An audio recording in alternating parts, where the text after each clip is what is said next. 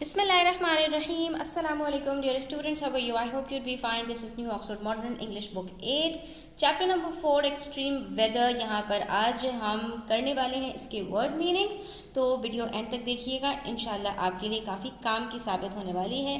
Pencils और notebook अपने पास रखिए और नोट डाउन करते जाइए जो वर्ड मीनिंग्स हम इसके अंदर शेयर कर रहे हैं, क्योंकि जब वर्ड मीनिंग्स के ऊपर ग्रिप होती है स्टूडेंट्स, तो आपके लिए टेक्स्ट को रीड आउट करना, उसको समझना बिल्कुल भी मुश्किल नहीं रहता। ठीक है, इसलिए हमारी पुरानी प्रैक्टिस है कि हम पहले वर्ड मीनिंग्स डिस्कस करते हैं और उसके बाद फिर हम टेक्स्ट की एक्सप्लेनेशन की तरफ जाते हैं। तो let's begin with the words to know box given over here, जहाँ पर हमारे पास कुछ वर्ड मीनिंग्स ऑलरेडी प्रोवाइडेड हैं।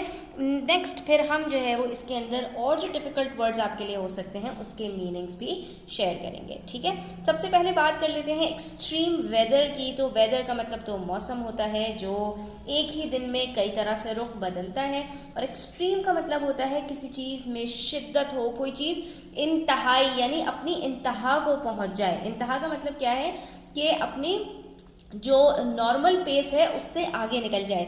तो एक्सट्रीम वेदर के अंदर यहाँ पर शदीद गर्मी भी हो सकती है और शदीद सर्दी भी हो सकती है जो इंसानों से बर्दाश्त ना हो।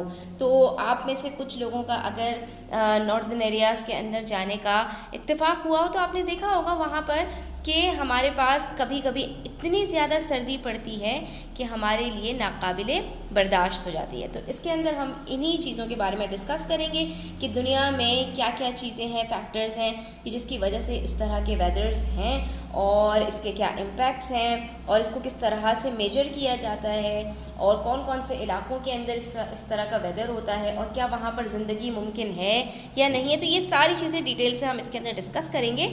अभी हम यहाँ पर वर्ड मीनिंग्स देख लेते हैं। एक्यूमुलेट मीन्स टू गैदर, ठीक है, गैदर टुगेदर, बिल्ड अप, यानी किसी चीज़ को जमा कर देना है। बहुत सारी चीज़ें अलग अलग स्कैटर्ड हैं, उन सबको एक जगह जमा कर देने को एक्यूमुलेट कहते हैं।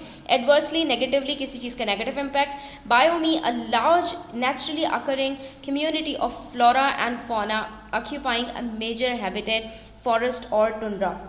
अब यहाँ पर ये बात कर रहे हैं, बायोमी का मतलब होता है बच्चों एक ऐसा इलाका जिसके अंदर वेजिटेशन भी हो और एनिमल्स भी हो, दोनों चीज़ें एक साथ हों और वो एक कम्युनिटी बनाएं, वो एक हैबिटेट बनाएं, इसको कहते हैं। जैसे फॉरेस्ट के अंदर, जंगल के अंदर आपने देखा है कि ट्रीज़ भी बेशुमार होते हैं और जानवर भी बेशुमार होते हैं। तो ऐसे इलाकों को हम बायोमी कहते हैं। ठीक है, जिसको हम इकोसिस्टम भी कहते हैं कि जिसके अंदर एक आपका ऑर्गेनिज्म जो है वो दूसरे के ऊपर डिपेंडेंट होता है। ठीक है, तो इस तरह से लाइफ साइकिल चल रही होती है और लाइफ चेन चल रही होती है कि एक दूसरे को खाता है, दूसरा तीसरे को खाता है, तीसरा चौथे को खाता है, और इस तरह से सब जो है वो एक दूसरे के साथ कनेक्टेड होते हैं। Constitute means combine to form, जमा होकर किसी चीज़ को जो है वो फॉर्म करना। Contend means to struggle to overcome, किसी चीज़ के लिए मेहनत करके और उसके ऊपर काबू पाना, कंटेंट का मतलब होता है।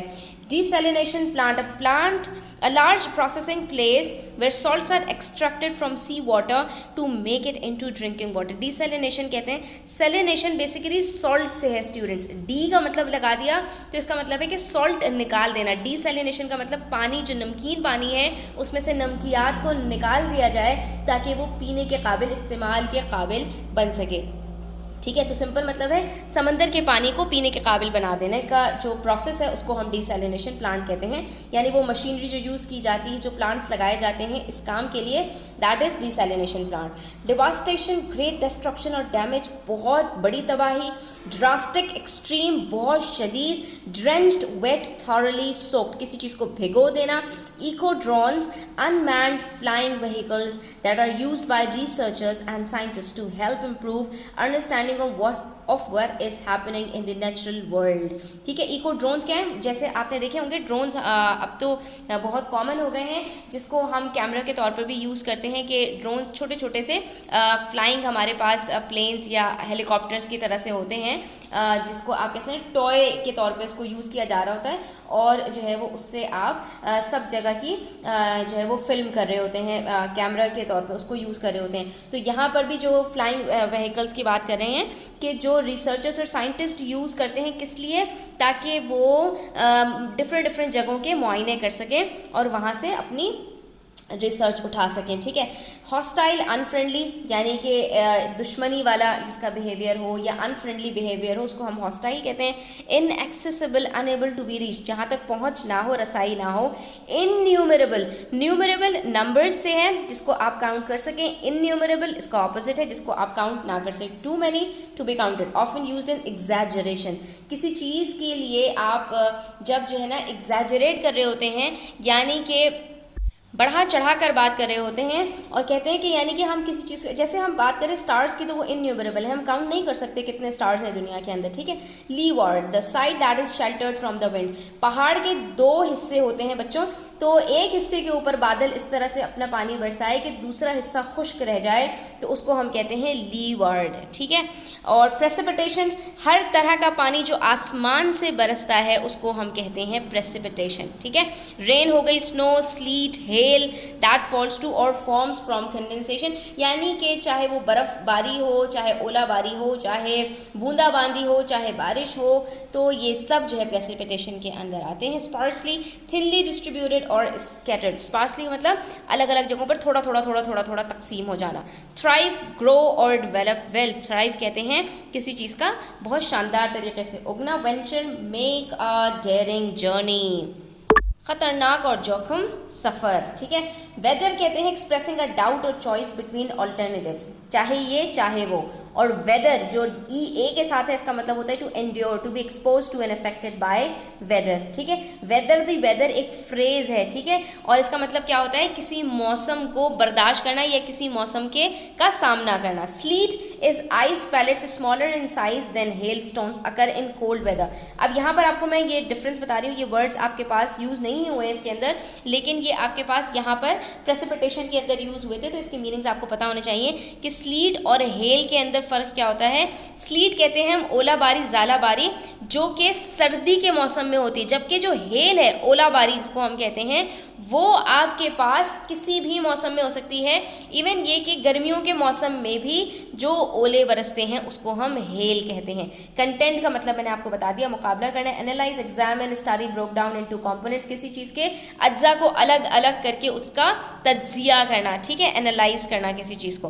प्रेडिक्ट, फोरकास्ट, एंटिसिपेट, पेशन गोई करना, स्पार्सली बता दिया। इनहेबिटेड, पॉपुलेटेड, आबादी, काबिल रिहाइश, जहाँ पर कुदरती अल्लाह ताला ने किसी के लिए जो घर बनाए हैं, चाहे वो जानवर हों या पौधे वगैरह हों, वो इनहेबिटेड होते हैं, ठीक है। Despite, regardless of, even with, इसके बावजूद, किसी चीज़ के बावजूद कोई काम करने को डेस्पाइट कहते हैं। Satellite, an object that moves around a larger object, जैसे हम मून को कहते हैं कि मून इज़ अ सैटेलाइट क्योंकि वो अर्थ के इर्द गिर्द घूमती है। इसी तरह से हमारे पास आर्टिफिशियल सैटेलाइट्स भी हैं जो हमने स्पेस में छोड़ी हुई हैं और जो हमारे लिए डिफरेंट इंफॉर्मेशन कलेक्ट करके हमें देती है। Infrared scan, it identifies the transfer of infrared heat radiations from an object. अब किसी भी ऑब्जेक्ट के अंदर से कितनी हीट निकल रही है उसको मेजर करने के लिए हम इंफ्रारेड स्कैन को यूज़ करते हैं। एक और ड्रोन्स मैंने आपको बता दिया कि ये आपके पास मॉडल साइज्ड जो है वो एरोप्लेन्स होते हैं जिसको हम यूज़ करते हैं कहीं पर ऑब्जर्वेशन के लिए, ठीक है। ग्राउंड डेटा कहते हैं collecting data through direct observation and measurement on the ground. Ground data कहते हैं कि किसी जगह पर जाकर खुद से जो है वो डाटा कलेक्ट करना। फॉर एग्जांपल सर्वे करना, इंटरव्यूज़ करना, लोगों से जो है वो फर्दन उनके बारे में, किसी भी चीज़ के बारे में जानना, और उसके बाद जब एक कॉन्क्रीट आपके पास डाटा कलेक्ट हो जाए तो उसके बारे में रिसर्च करना, that is called ground data. Access कहते हैं मीन्स ऑफ अप्रोच, कहीं तक रसाई, पहुँच होना। हीट एग्जॉस्शन, हीट स्ट्रोक को कहते हैं, जैसे कि अक्सर आपने सुना होगा गर्मी लग जाती है, गर्मियों के मौसम में हीट स्ट्रोक जो है वो इंसान को हो सकता है, तो उससे कहा जाता है कि आप तौलिया वगैरह का, पानी का ज़्यादा इस्तेमाल करें। सिविलाइजेशन कहते हैं ह्यूमन डेवलपमेंट, इंसानी तरक्की, तहजीब, यानी किसी भी इलाके में, किसी भी ज़माने में जो लोग अपनी एक सोसाइटी बिल्ड करते हैं उसको सिविलाइजेशन कहा जाता है। ट्रैंक्विल इज़ पीसफुल, रेस्टफुल, इसका मतलब है पुरसुकून, जहाँ पर कोई शोर शराबा ना हो। नेक्स्ट वी हैव इनएक्सेसिबल, नाकाबिले पहुँच, जहाँ तक रसाई ना हो। अनरीचेबल, ठीक है, जहाँ आप ना पहुँच सकें। बैरन कहते हैं अनइनहेबिटेड, बंजर ज़मीन, जहाँ पर कोई खेती बाड़ी ना हो सके। रिमोट एरियाज़ कहते हैं दूर दराज इलाके, ठीक है, शहर से जो आपके हटकर होते हैं। पार्च्ड मीन्स एक्सट्रीमली थर्स्टी, खुश्क प्यासा जो पानी से बिल्कुल महरूम हो। प्रोन कहते हैं वल्नरेबल, अटैकेबल, जहाँ पर किसी चीज़ का अंदेशा हो, किसी चीज़ का शिकार हो जाए इंसान या कोई और चीज़, यानी कि खतरे की घंटी उसके ऊपर बज रही हो। ड्राउट कहते हैं शॉर्टेज ऑफ वाटर, फेमाइन खुश्क साली, यानी कि काफ़ी अरसे से जहाँ पर बारिश ना बरसी हो तो वहाँ पर क्या होता है, कहत साली आ जाती है। प्रेसिपिटेशन बता दिया। रेनाउंड कहते हैं फेमस, नोन मशहूर होना। बायोमी बता दिया। इकोसिस्टम को कहते हैं अडेप्टेड, कहते हैं बेस्ट फिट, किसी चीज़ के लिए अपने आप को उसी तरह से ढाल लेना, यानी किसी चीज़ के लिए मौजू होना या मुवाफिक होना। लीवार्ड मैंने आपको बता दिया कि dryer side of a mountain को कहते हैं, यानी जिस जगह जिस इलाके पर, क्योंकि वहाँ पर पहाड़ी जो होती है आपके पास वो इस तरह से होती है, बादल यहाँ है, ठीक है, बादल बरस रहे यूँ करके, लेकिन वो यहीं तक अटक गया और पानी यहाँ पर नहीं जा सका क्योंकि यहाँ पर जो पीक थी उसने रोक दिया। तो ये वाला जो हिस्सा है इसको हम कहते हैं लीवार्ड। ठीक है, यहाँ तक रखते हैं आज स्टूडेंट्स, इसके बाद हम इंशाल्लाह इसकी ट्रांसलेशन करेंगे। तो वीडियो अगर आपको अच्छी लगी हो तो प्लीज़ लाइक कीजिएगा और प्यारा सा कमेंट कीजिएगा, अपने फ्रेंड्स के साथ शेयर कीजिएगा, चैनल सब्सक्राइब नहीं किया तो सब्सक्राइब कर लीजिएगा। अपना ख्याल रखिएगा। अल्लाह हाफ़िज़।